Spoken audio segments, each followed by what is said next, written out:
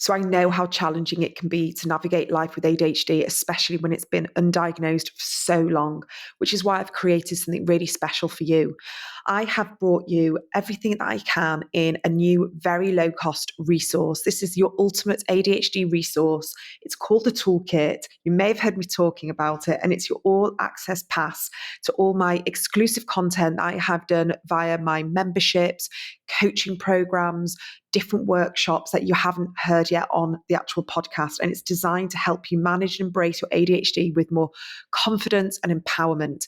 Now, this is $3.99 a month, and you're going to be getting every single week brand new strategies, workshops, sessions, my personal coaching to help you finally thrive alongside your ADHD. So if you are listening right now on Apple, all you need to do is just click onto the subscriber. You get a 2-week free trial so you can listen, you can really see if this is going to benefit you, and then decide whether you want to go ahead with the $3.99 a month. I really, really hope this is a useful resource. So don't forget to check out the toolkit. And here is today's episode. Welcome to the ADHD Women's Wellbeing Podcast. I'm Kate Moore-Youssef, and I'm a wellbeing and lifestyle coach, EFT practitioner, mum to 4 kids, and passionate about helping more women to understand and accept their amazing ADHD brains. After speaking to many women just like me, and probably you, I know there is a need for more health and lifestyle support for women newly diagnosed with ADHD. In these conversations, you'll learn from insightful guests, hear new findings, and discover powerful perspectives and lifestyle tools to enable you to live your most fulfilled, calm, and purposeful life wherever you are on your ADHD journey. Here's today's episode. Today, we're talking about something that impacts so many people with ADHD. It's often a taboo or a stigmatized subject. Sometimes it's not discussed enough.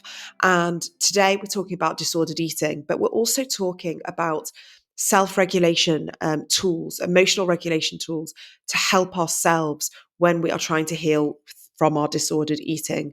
And today we welcome Thomas Midgley, and he is a highly specialized behavioral and cognitive psychotherapist, and he specializes in eating disorders. He's a dietitian as well. And for over 18 years, Thomas has been working in the NHS and the private sector with both adolescents and adults in the field of eating disorders, personality disorders, and complex trauma. Now, Thomas Midgley also has ADHD himself. He understands it from a very deep perspective. And I can't wait to share this episode with you because, yes, the main plan was to speak more about eating disorders and ADHD. But actually, what I found even more impactful about this conversation was that we discussed emotional regulation tools. So very empowering self-regulation tools with a lot more compassion and understanding about how our brain works, how ADHD shows up, why it contributes to disordered eating, and allowing ourselves to understand this, and so we can move and heal and learn how we can work and live and thrive with ADHD. Here's a conversation. Thomas Midgley, welcome to the podcast. Great to have you here. Thank you very much for having me. I feel honoured. First of all, this conversation we hear a huge amount about. We do hear the co-occurring traits of ADHD. And very often, if we're working in this sphere, I hear it a lot that there has been disordered eating happen throughout childhood, adolescence, into adulthood, and they've been passed from pillar to post and unfortunately not had the ADHD or the autism diagnosis. And I think it would be really great to kind of go back to basics so people can understand, first of all, a bit of the language so we can understand, the right language to be using. I've always used disordered eating, but I wondered, is there a difference between disordered eating and eating disorders? I mean, eating disorders are diagnostic criteria that people, they're kind of like boxes that a certain cluster of symptoms fit somebody in. And those boxes then enable treatment services, it enables medication, if depending on the individual, and it also enables research. But obviously, like we find with neurodivergence, the boxes don't work brilliantly in lots of other ways. It's because lots of people transition or they have bits of both and other elements. a way to think about it almost is on a continuum. At one end, you might have individuals with a more healthy relationship with food, where they find a balance between eating higher energy treat foods and let's say more lower energy, colorful foods, and they find that balance and they navigate it relatively easily. Normal individuals are probably in the middle in our culture, where people struggle between going on diets and restricting and then shifting back, or narrow range of foods. And then disordered eating will probably cross over as we move up the continuum. And then at the top end, you might have individuals that are more diagnosable with eating disorders. And that's where those swings tend to be more extreme. It's really interesting to be able to sort of see ourselves in that. And when you say the word normal, I'm saying that in inverted commas. Do you mean sort of neurotypical people who, you know, there's societal sort of conditioning going on of how we're meant to be looking in a bikini and how we're meant to look, especially now with the rise of like the gym bods and all of that? And are you saying that we're all susceptible, but are you noticing that there is a much higher ratio of people that you are identifying as neurodivergent who are coming in with eating disorders? I think what's happened is almost the other way around.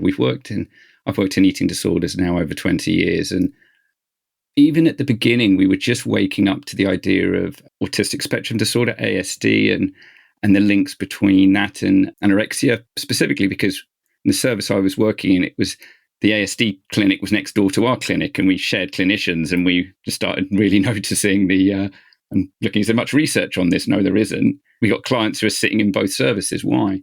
Whereas with ADHD, we've been a lot slower on the take up. Even, having ADHD myself, and I was diagnosed in the last few years. I've known I've had it much longer than that, but now I think certain clinicians and clinics are much more informed and on the ball with it. But as you well know, it's still a backlash in certain areas in the context of ADHD and diagnosis. But yeah, I think we're just getting better at spotting some of the features, and the research is just beginning to pick up a little bit with eating disorders and ADHD. So Tom, tell me, how did you get into this line of work of working with eating disorders and disordered eating? Yeah, it was actually by chance. I was on a locum post. I was meant to be in it for 2 weeks, and I was then in the end there 7 years. And the reason was that I just immediately resonated with what these clients were presenting with and struggling with. Even though I haven't had an eating disorder myself, what I probably quickly realized is that if I was not cisgendered and heterosexual, I probably would have developed bulimia. But because my output was sport and other areas and kind of muscularity, probably in that sense. And the same psychological mechanisms came out in a different way. And those underlying bits that I resonated with was predominantly, I had clients coming in with this powerful inner critic that was telling them they're stupid, ugly, fat, lazy. And then imagine that's kind of sitting at the head of the table. If I go a bit Harry Potter, we can imagine it's got Voldemort sat there. And then to kind of manage that, the clients then kind of built this or managed this, what we call a kind of controlling part that would then set goals and try and appease their critic by running around going, I need to be perfect. I need to set goals. I need to eat less. I need to exercise more. I need to work harder. I need to be the best parent. And as long as it ran around trying to fix everything, it then quietened this powerful inner critic. But the second it either achieved the goals or stopped, the critic then would come back in and lazy. And this cycle would tend to escalate. And then when someone was overwhelmed or didn't reach their goals, this kind of third part would come in, sat on the right, and put kind of headphones on, screen, and go, right, I'm ignoring, la, la, la, we're not listening, I'm shutting off, give me some food or alcohol, or I'm not listening to this critic. It was within that dynamic that I was kind of like, wait a minute, I've got all of that. I've got that in different ways, working really hard, burned out, switching off, numbing, shutting down, disconnecting, then beat myself up and then back round and dun, dun, dun. And these three parts are relatively normal. In smaller amounts, that control is really important. It helps us get up, set goals, plan, resource seek, make money, find friends, blah, blah, blah. And our detaching part helps us, at the end of the day, manage our energy levels. No, actually, I'm going to take a break. I'm going to have a cup of tea. I'm going to watch some TV. I'm going to chill out. I'm not going to overwork. But the more potent someone's inner critic is, the more it escalates. The bigger the critic gets, then the bigger the over controller to manage it. And as those two escalate, get bigger and bigger and bigger, we kind of consider kind of the more anorexic aspect. And it is that perfectionist, unrelenting drive. Behind that drive is a fear shaming part of us that feels ashamed or feared or not worthy. So we have to keep striving. And then when it's too much, we switch into the other. And if we think about it almost as a seesaw, it's an individual that tends to develop anorexia, really escalates those two. Let's say 90% of the time they're in that restrictive, goal-setting perfectionist. I mean, maybe 10% in the kind of detached, I'll switch off, I've done, I'm giving up, I'm eating, Whereas someone with more of a binge eating disorder is going to be 90%, there's still going to be 10%, right, today I'm not going to eat anything, I'm going to set the goals, I'm going to lose weight, I'm going to do this. And I'll do that for 10%, but 90% of the time there, I'm useless, I might as well eat, I've blown it anyway, I'm fat anyway, so what's the point? And they'll shift into that side. And then someone with more, kind of bulimia is just oscillating between those two components rapidly. Now, we should all be able to relate to that on some degree, because that's, when I talked about that continuum, there's a normality when you've got someone who's, I'm going on a diet, I'm going to do it for 3 weeks before my summer holiday. They're in that exact anorexic phase. It's the same for everybody. There are certain elements, though, that make people more vulnerable to kind of moving up that continuum. And at the core of, in all the work I've done over the years, when you formulate anyone, it really, the major element behind it is emotional regulation. Has somebody, when they've been growing up, been given good tools or great tools to regulate their feelings and emotions? Have they been given average tools, or is it poor tools? So what we know about, say, the treatment of anorexia is 50% of the clients have an identifiable trauma and 50% don't. But in my line of work and all the assessments I've done, pretty much all of them haven't got great tools to regulate their feelings. So even if their traumas are lower down, let's say the extreme end, their tools for managing them leaves them very overwhelmed. And it's that when we have to block our emotions because we haven't got the tools to manage them, then we're more likely to block them by keeping ourselves busy and purposeful, because if we get achievement and we're feeling achievement, we're not feeling guilt or shame or distress because we're feeling achievement. And then the other way of blocking is to numb and cut off, and that then falls into those other areas. So if you've listened to the podcast for quite a long time, you'll probably know that I am a big fan of using natural and holistic supplements to help me manage my ADHD. And I'm very excited to let you know that the Herb Tender is sponsoring this episode of the podcast. The Herb Tender supplements are naturally effective and are powered with intelligent adaptogens to help your body deal with the everyday stresses of life alongside ADHD. And these remarkable herbs and mushrooms include lion's mane and reishi, which are really powerful in supporting our focus and our mood naturally. The Herb Tender's different supplements have really helped me. They've helped me with my sleep, focus, mood regulation, anxiety, and just finding more rest and calm in my nervous system. And so this week, I want to give a special mention to the Herb Tender's Rise and Shine supplement. Now, Rise and Shine is designed to help you start your day feeling full of vitality and energy.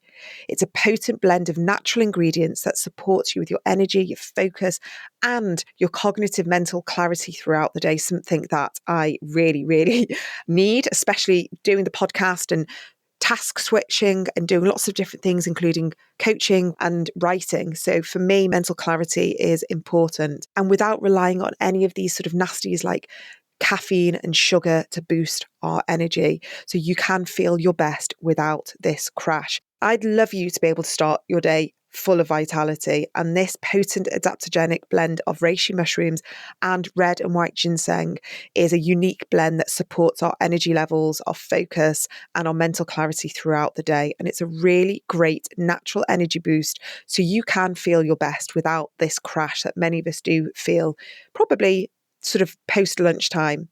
So if you are interested, and this sounds exactly for you, you can go to the Herb Tenders website. You can put in www.the-herbtender.com.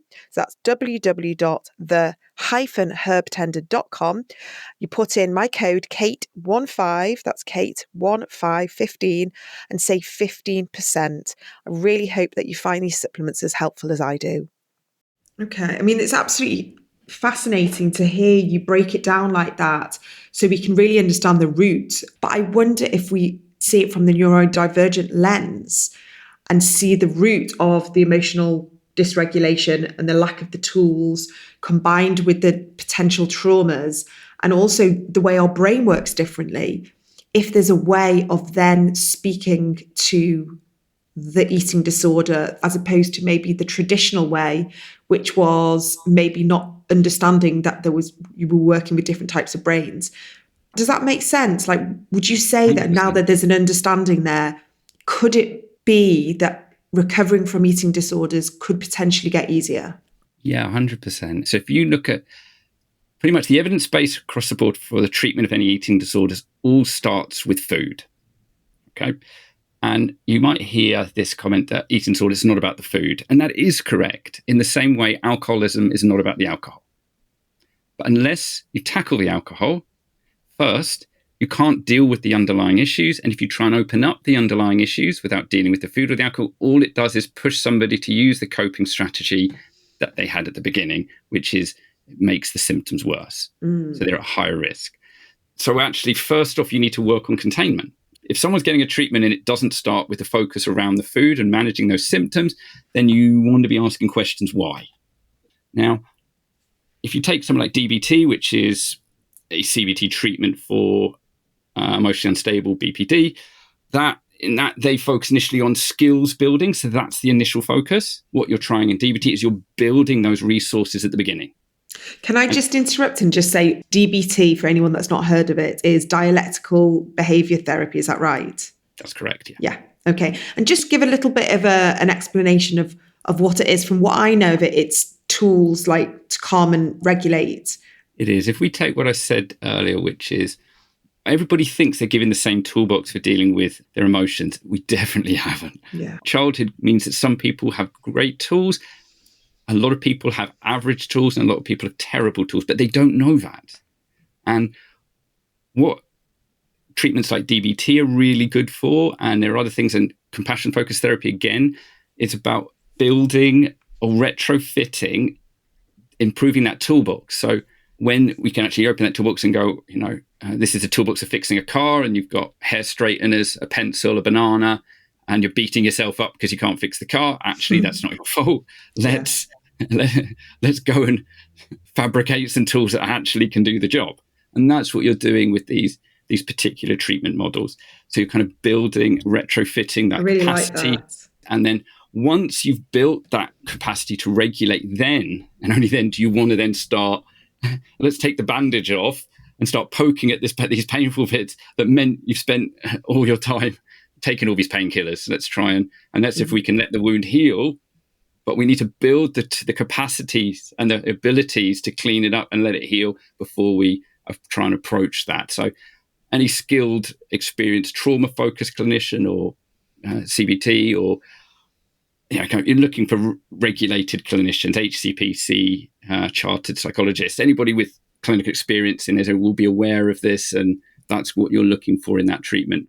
I think the word retrofitting really, for me, that just like slotted into place, because what we're hearing a lot of now is that, people who are being diagnosed later on in life with autism and ADHD or is that they are then able to see where the dysfunction came from and the trauma potentially from their childhood through perhaps undiagnosed parents as well, who have been brought up by their undiagnosed parents, because we do know that it's very genetic. And so now that we have this understanding, we can look at things through a very different lens. And like you say, when you talk about compassion-focused therapy, we're able to say, I was trying to calm and regulate myself with tools that just not working for me, or I didn't even have those tools because my parents didn't even have those tools. And so we're all flailing around in the dark, completely unaware of what's going on, blaming ourselves for all sorts of things. And so it's just a really important, I think, note to really kind of focus on, in that we've tried to probably fix ourselves in ways that are just not right for us. We're using tools that aren't right for us. But now that we have this awareness, and I love that you're kind of giving people the tools, giving them the scaffolding, helping them in that capacity, and then saying, okay, now let's tackle the darker stuff, the more, the more difficult things, where they're then going to feel more empowered, because they can go, okay, well, I've learned that here, or I understand that now. Do you notice that pattern emerging of empowerment and more self-compassion when they have started to learn these regulation tools? 100%. I mean, that's why I do what I do for a living, really. There was kind of a watershed moment when I worked with I actually remember where she was. I remember the clinic room, this young girl, and I was assessing her, and she, how old was she? So she wasn't younger, sorry. She was in her 30s, and she was talking about the school bullies. And it was this realization that school bullies haven't gone away. They're in her head every day in exactly the same format they were before. And it just is this drive to not let the bullies win. And that's kind of like, wow. So that was kind of really that watershed. This is what I want to do. I want to help people manage those where their traumas and their struggles. There is a mental health inequality. People aren't all given these same tools, and those that aren't don't even know it, and they're going to suffer and struggle as a result. It's probably helpful again to talk a bit about emotional regulation. What is healthy moderation and what's not, and I like the term healthy, what's more effective and less effective, that leads people vulnerable to things like eating disorders and these struggles, and then think about it in the context of neurodivergence. So I think, again, a metaphor for this is if you think at one end, a healthy emotional regulator tool would be somebody says something offensive at work. I'd notice that, and I'd feel potentially initial shame and then the anger. And I'd feel that within me and notice that. I wouldn't become it, but I'd feel it within me and go, I wonder why they've said that. How should I manage that? And then I can proportionately allow myself to become the level of anger that's most effective. So I might go, right, I'm going to be slightly assertive here. I'm going to say, excuse me, what did you mean by that comment? Because I could take that different ways. Or I could then up the ante and be even more assertive. I'm not going to stand for that comment in this situation. How dare you? I might even choose, if the situation is, let's imagine someone was attacking my family, I might choose to take it to an extreme level to protect my family and physically try and assert myself.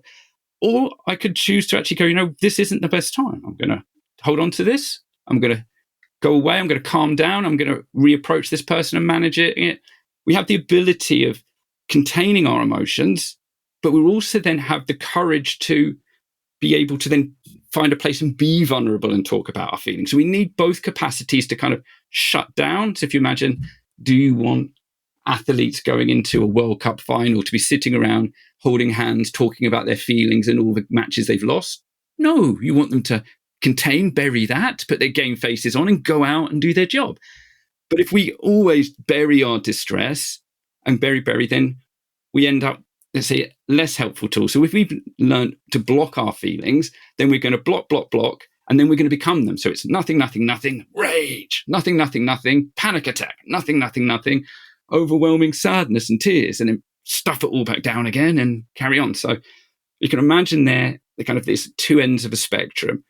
Now, there's another version which is helpful to understanding from a neurodivergent perspective, which is, let's imagine a child that is doing the opposite, that's showing their feelings all the time.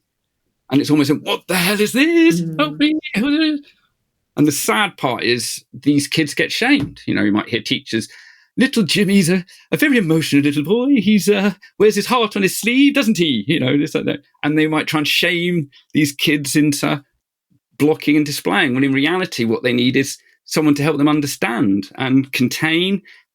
And it's the same treatment for if someone's uncontained with their emotions or blocked with their emotions. They kind of need these key 6 things that a child needs in order to thrive, all adults, in terms of emotional regulation.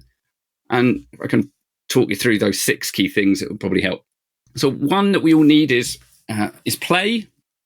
And play's You can think about it as in terms of that might be just wrestling or teasing or playing with kids, but why that's so important, because at its core, what you're doing in there is this subtle submission and dominating dance that's going on within that little play. And that forms the basis of all relationships going forward. If you think what flirting is, or playing, or bantering or joking or having a laugh, it's that, or in any romantic or platonic or any relationships, there's that subtle interplay between the both. If you imagine going on a date and someone doesn't have those skills, they might just talk at you all the time. Or the opposite, they just don't say anything and you're doing all the hard work, thinking, what the hell is this? This is the worst day of my life. How do I, my friends just called me. And it's someone that, struggles with that. And with neurodivergence, whether it's ASD or ADHD, that's a struggle, because there are executive functioning issues. There are issues with picking up potential social cues or dominating conversations or feeling unable. Next one's security. We need to feel safe and secure, at least in a place at home, so we can feel contained on a regular basis. If you've got a family where there's high levels of threat, people arguing, shouting, struggle with their own mental health issues, then you end up with what we kind of talked about, that intolerance or uncertainty. Consistency in structures there, that kids need to know if they do the same thing, the parents react the same way. Again, neurodivergent parents or undiagnosed neurodivergent parents, there's substance abuse, if they're struggling with stress or emotions, then it's going to struggle to have that consistency. And without the consistency, the kid is going to struggle to be confident in being who they are and within themselves, because they don't know what they're going to get within that. Next one's affection. So being told they're loved, or physical affection that helps us feel soothed and contained, oxytocin, and in that context.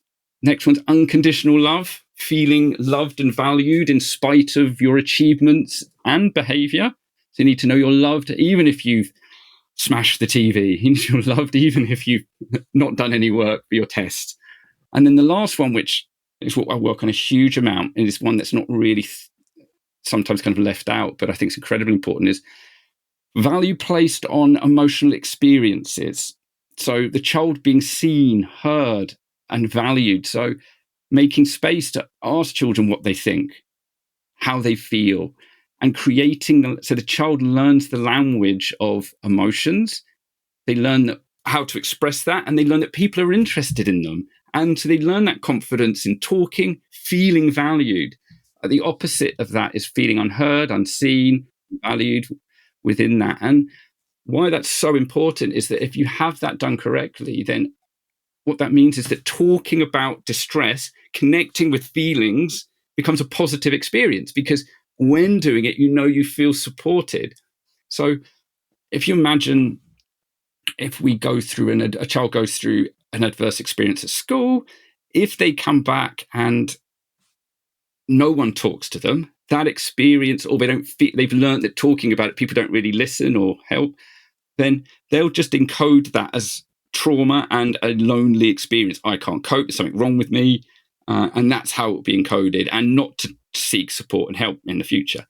If, on the other hand, they've learned that coming back, talking about it, and people listen, hear them, and then help them understand what emotions they're feeling. Oh, that you must be sad about that. Oh, yeah. And I can see that in your expression. You seem to feel you've got heaviness. Yeah. They understand. They learn the language of different emotions. They know how to express it. That trauma gets re-encoded as not a isolating experience, but a supported experience. So they encode that when I go through adversity, it's not me on my own, it's me and my team. So when they then next go through adversity, you develop that resilience and that capacity to be contained, and then the courage to be vulnerable and contained. And you then, with that combination, then you develop a very capable, robust human being. Just to reinforce that, the validation I hear when people get their diagnosis and when they've gone through all of this. I think the hardest thing for so many people is when they've been unheard, they've been dismissed, they've not been listened to. I see it, on a smaller scale with my kids. My husband is quite sort of pragmatic. And if my daughter comes home, she is highly sensitive and quite emotional, and she'll tell me about something, I have, since learning so much more about this over these years, I really try and give her some space. And there's this fine line that I'm trying not to overindulge her by like exacerbate. And I don't know if this is a thing that I could be doing, exacerbating her anxiety, or me giving her that space and listening to her and saying, yes, that must have been really horrible, or yes, you must have been really worried. And I can really understand. But I'm so conscious that I want to validate her, that I give her that space, where my husband sort of veers on the side of, you can't constantly be, you've kind of got to build her resilience a little bit. And I just wondered if you could speak a little bit about that, like if there's parents listening now. And listen, if we project our fears onto our kids, and we don't want our kids to go through certain things that we may have gone through, certain traumas, or if someone's listening and they did have eating disorders growing up, and if they it may still be there, but they're trying really hard not for their children to to not see it or absorb it. How do we as parents not project those fears but still give them that validation and that space to know that they're loved, cared for, there's security, there's safety, there's this unconditional love? It's almost this like historical idea of, well, you don't want to mollycoddle them too much. Where's the balance between treat them mean and toughen them up versus mollycoddle? And the key bit is actually, it is actually focusing on these needs, really being supportive there, containing, so that they internalize that, because that's what you're trying to do. The whole point in adolescence is to internalize your support structures. And if you have a very containing, listening supporter that hears and sees you, then that is only by later adolescence, then you're going to feel contained and supported enough to kind of then split. And then you get that really more healthy independence because you're separating later on in adolescence. If a child becomes highly independent early in childhood or adolescence, that's not a good sign. That means they've either given up on their caregivers or, they've learned that actually it's better that I don't seek support elsewhere, and then I try and fix this on my own with the tools I've got. So where it can be a little bit different is that if you grow up in an environment where they call it enmeshment, where a parent is over involved in a child's care, that the child can't, and the parent, where they begin and end. So there is an element in parenting with support, and then let the child go off on their own, fall over, make their own mistakes, get hurt, come back, be supported, that you're there. You're not helicopter parenting, you're letting them go away, but they know they can come back and be supported, because what you're trying to do is for them to internalize, so that wherever they go, they feel you with them. Without that support, they've internalized that. They don't need you physically with them. So the other end of that is that what you might end up with is where children don't internalize it, and then they spend the rest of their life reassurance seeking. So they need to be around people. I need to feel contained, because if they haven't got those, if they've internalized those key support structures, then they might fall into that element, continually seeking that support and reassurance. And then again, we cross that over with neurodivergence and let's say RSD. Where does that begin and end in the context of a genetic component versus actually the problem being a neurodivergent parent is it's actually difficult to deliver those 6 things consistently and effectively. Yeah. Like for me, I know if I've got one child, I can be a really good parent. The second I've got 2 kids, I struggle to manage those different kids in the way I'd like to. There is a middle ground. There's a large sweet spot in all of this. We don't need to get it perfect, but if we're aware of those key bits, nobody gets it perfect. I mean, that's the key point. I do this for a living, and I have my own guilt, parent guilt all the time, as most parents do. And I'm maybe more informed than most with the parent guilt. I can see what I'm doing and see it happen in motion. And go, yeah, I don't think that's hard, isn't it? When we do work in this area where awareness is key. And I do, I always say to my community is that we've got to work with our resources, and we've also got to work with the energy that we've got, the resilience that we've got at the time, like what's going on externally and all these different things. But essentially, if we're getting our diagnoses now, whether or not, we're in our 50s or 30s, or we are being given a key to awareness that we didn't have before, and we're able to retrospectively look back and see where that parenting from our parents kind of, I don't want to be too judgmental, but maybe went wrong.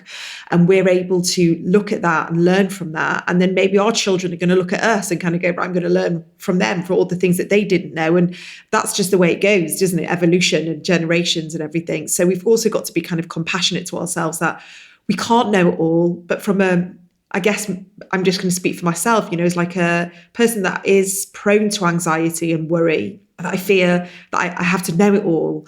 And now that I work in this area and I've got neurodivergent kids, I should have all the answers. But actually, when you break it down into those 6 points, am I providing unconditional love? Yes. Affection, consistency, there's security, there is play. I am validating their emotional experiences. And that's actually really helped me, because that's helped me kind of go, the key things that to hopefully for a child to thrive, I'm providing.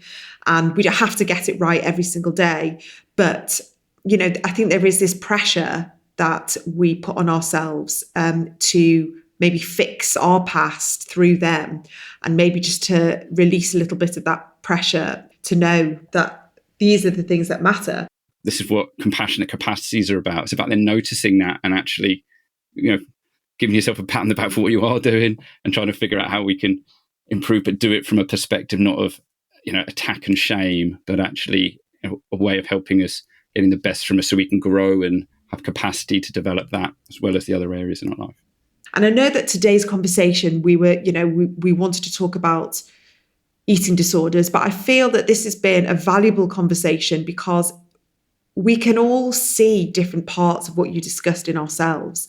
And with ADHD specifically, talking, I know how it shows up. It's in a very non-linear way. And for one ADHD person, it looks very different to another person, which is why we see addictions change. We see behavioral patterns change. Somebody may struggle with insomnia. Someone may struggle with sleeping too much. It's so different for so many people. And so I wanted to kind of make this as much of an expansive, open conversation where they can notice these things. And hopefully we've offered some solutions as well. Just to begin wrapping up the conversation, where would you direct people who have maybe lived with disordered eating for a very, very long time, and it's maybe part of their life?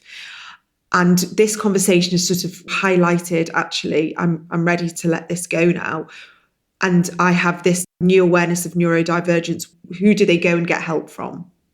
Oh, first off, us, obviously. So the Body Image Treatment Clinic. You can go to GP, go via the NHS route. I'd also recommend going through BEAT, which is the eating disorder charity. 2 more. Been There is another charity that helps people. And First Steps is another charity for eating disorders. I think they're kind of key first places, because that way you're going to get registered, experienced clinicians who know what they're doing in that field. We have had an increasing issue that's known within that you've got, probably since COVID, huge amounts of eating disorders, and services were overwhelmed. So you've got this boom industry through social media of unqualified clinicians treating eating disorders. And eating disorders, these are dangerous conditions, and it needs to be treated and assessed by experts in the field. So can people, through the Body Image Clinic, is that a private service? Do they need to be referred? Just so in case people want to get in touch with you. It is a private clinic. They don't need to be referred. They can self-refer. And look, if we can also help signpost to other services, and in doing so, make sure that they get the support they need. I've been trying since COVID with developing a audiovisual treatment package targeted for body image, but a lot of it is targeting these emotional regulation, all these key bits, because whether, as people have understood now, whether you're targeting body image or other elements of eating disorder or other conditions, it's these baseline elements we need. It's particularly neurodivergent friendly in that sense. That's why you did it audiovisual and not a book, so that actually people can work on skills and different elements, understanding in a format that is easily absorbed. So that's why we've kind of designed it in that manner. Fine. Well, I will make sure that all the links to all of this that we've discussed, and the links that you mentioned for other clinics as well, are on the show notes for anybody that needs extra support after today's conversation. But Thomas, I just want to thank you so much for your time. Really appreciate it. Great to talk to you. Thank you. I really hope you enjoyed this week's episode. If you did and it resonated with you, I would absolutely love it if you could share on your platforms or maybe leave a review and a rating wherever you listen to your podcasts. And please do check out my website, adhdwomenswellbeing.co.uk, for lots of free resources and paid for workshops. I'm uploading new things all the time and I would absolutely love to see you there. Take care and see you for the next episode.